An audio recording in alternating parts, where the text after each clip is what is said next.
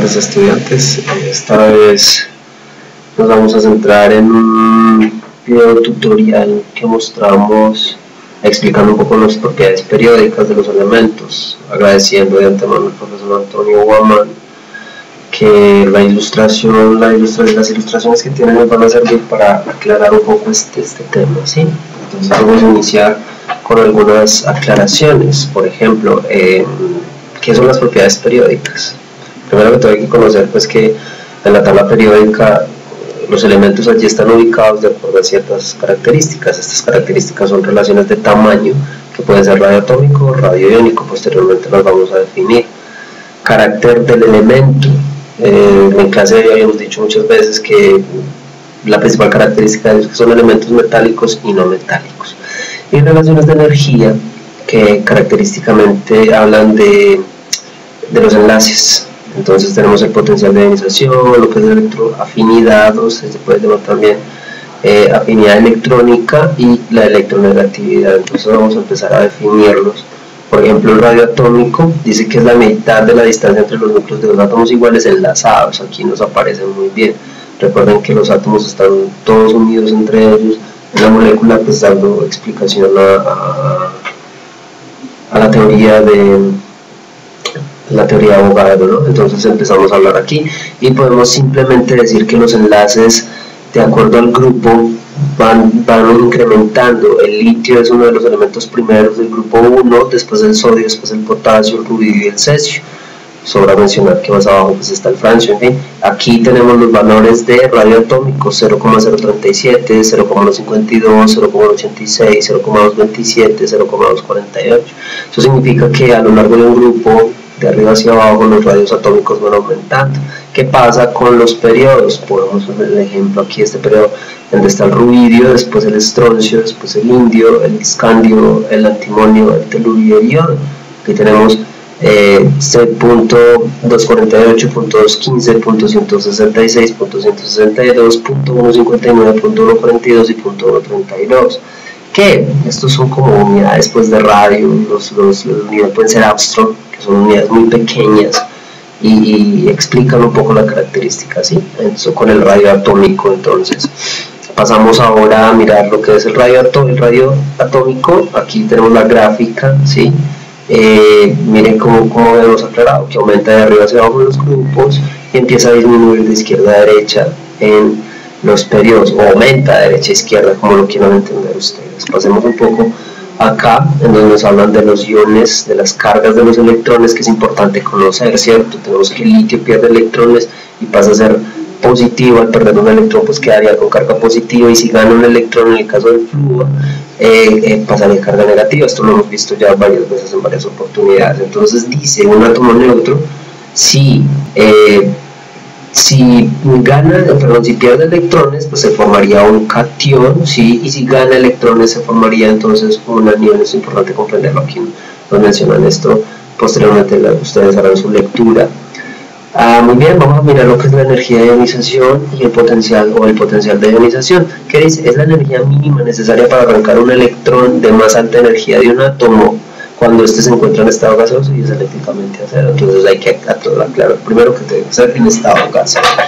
Miren, por ejemplo, aquí nos dice que el sodio necesita una energía de 495.9 kilojoules por mol, y al aplicarle esa energía, el sodio va a liberar, ¿sí? Va a liberar ese electrón, entonces va a quedar cargado positivamente. ¿Okay? Entonces vamos a mirar observación. Un ion a su vez puede perder un segundo, tercer y en fin cantidad de electrones al agregar cantidad adicional. Vamos a mirar el berilio. Si se le agregan 899,5 kJ por mol, pues va a perder uno.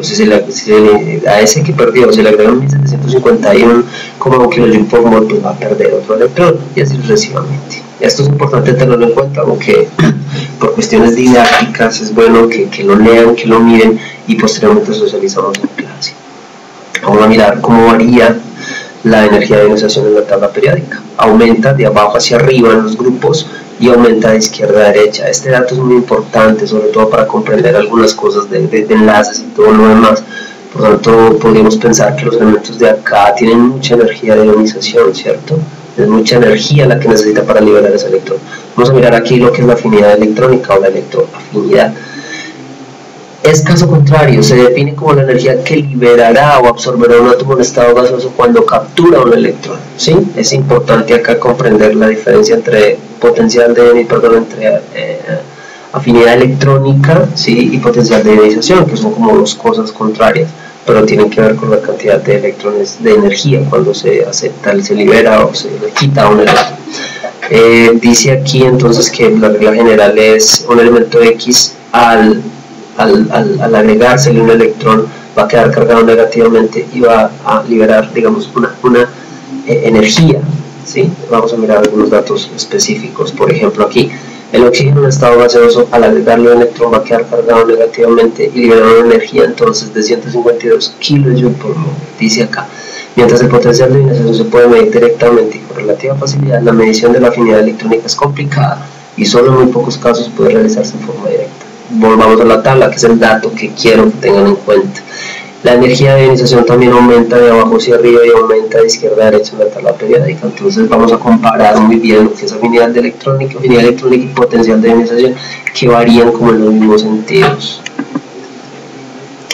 Vamos a mirar la electronegatividad gracias a este señor Linus Pauling, que pues, el principio de exclusión de Pauling es bastante interesante, pero más adelante cuando veamos esta química de la energía química, también se llama, bueno, tiene diversos nombres, pero por ahora es bueno como que lean esto para poder comprender un poco el contexto en el que se da.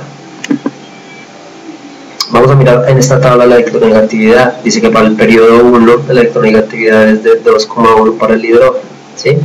En el grupo 1 va, ¿cierto? El periodo 2 está el litio, la electronegatividad es de 1, la del sodio 0,9, 0,8, 0,8 y 0,9. Vamos a mirar el grupo 2A, el berilio 1,5, el magnesio 1,2, entonces miren que va como bajando en ese sentido.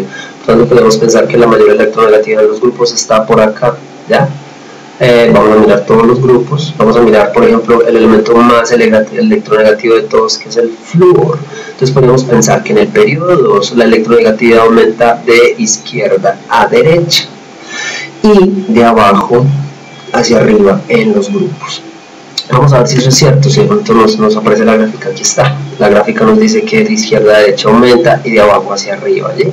Importante, esto de carácter metálico y no metálico, pues hay que comprenderlo, pero ustedes ya saben muy bien que los elementos se ubican en orden decreciente de carácter metálico. Aquí están los elementos más metálicos y por este lado pues aquí están los no metales y finalmente los gases. Ustedes comprenden eso, que lo hemos visto varias veces en clase. Finalmente tenemos este resumen que nos muestra muy bien todas las distintas propiedades periódicas. Es importante tenerlo en cuenta. Y también tener en cuenta que posteriormente estaremos haciendo otros videos donde expliquemos cómo es la ubicación de los elementos en esta tabla periódica, pero miren que aquí tenemos pues como una diferenciación grande. Están los elementos más metálicos, los metaloides y los no metales, terminando con los gases, aclarando que el hidrógeno que está aquí también es un gas. Me interesa más esta gráfica para que puedan entender las propiedades periódicas y su variación.